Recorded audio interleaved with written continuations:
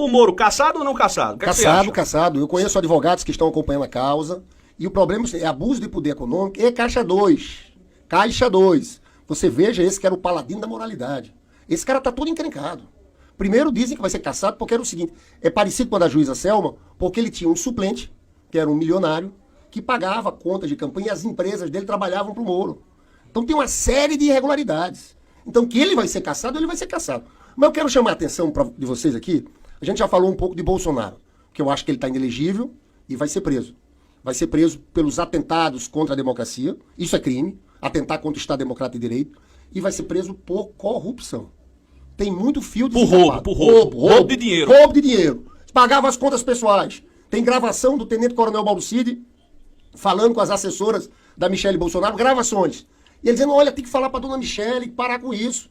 Porque a dona Michele dizia, não, mas está tudo comprovado. Está comprovado o pagamento, mas nem onde sai o dinheiro. E ele diz, isso é igual, tem ele dizendo isso, isso é igual a rachadinha do Flávio Bolsonaro.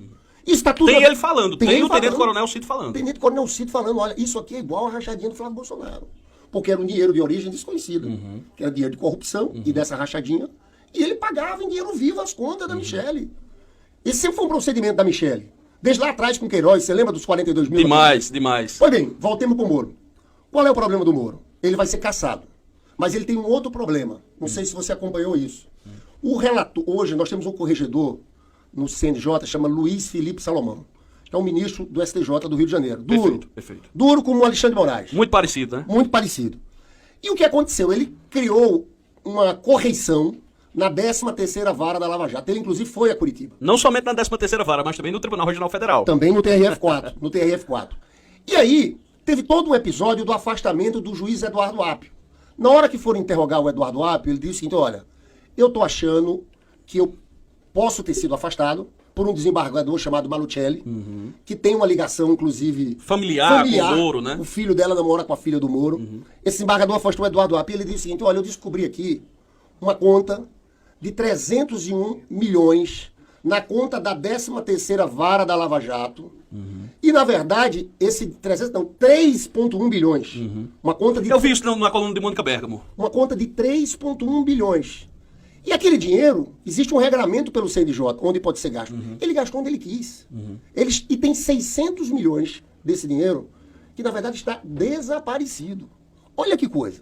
600 milhões. Ninguém sabe para onde foi. Ninguém sabe, não tem comprovação para onde foi. E quem comandava esse dinheiro? Era o Moro. Era o Moro. O Moro e a Gabriela Hart depois. Quando o Eduardo Apio entrou, ele descobriu, oxe, tem essa conta aqui? E aí começou um processo. Então, esse dinheiro foi distribuído dos 2.400 sem critério algum, que não poderia ter sido. E tem uma outra parte que ninguém tem notícia do paradeiro. Então, isso vai ser uma investigação... Eita, que roubo. Assim, até que se prova o contrário, é um negócio estranho, né? É muito estranho. Aí, depois disso, o Apio foi afastado. O Apio foi afastado. Inventaram aquela questão do trote. Do trote. Foi afastado, e eles estavam com medo do Tacla Duran. Porque o Tacla Duran é outro problema pro Moro. Porque, na verdade, o Zucoloto, que era o padrinho de casamento do Moro e da Rosângela, segundo o Tacla Duran, ele pediu 5 milhões de dólares e ele pagou 600 e tantos mil na conta daquele advogado, Márcio Arnes, que também foi sócio da Rosângela.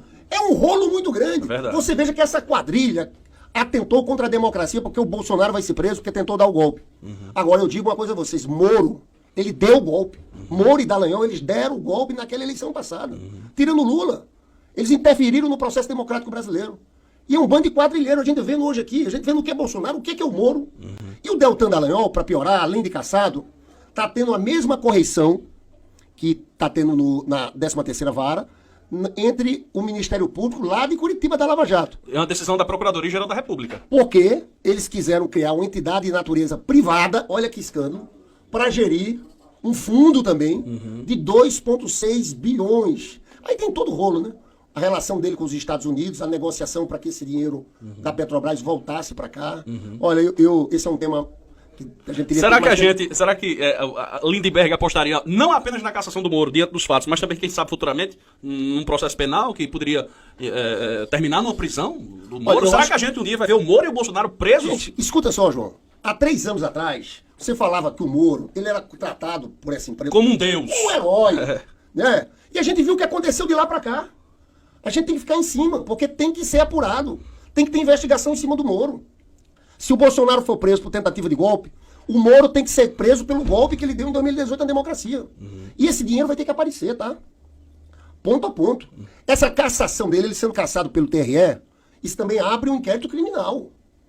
Caixa 2, abuso do poder econômico. Eu acho que essa turma está muito enrolada, pessoal. Então por isso que eu digo, a gente tem que cuidar da nossa casa, nosso dever de casa, governar bem, olhar para a maioria do povo, porque essa turma, e eu estou falando de símbolos aqui muito grandes. Estou falando de Bolsonaro, estou falando de Moro e estou falando de Dallagnol.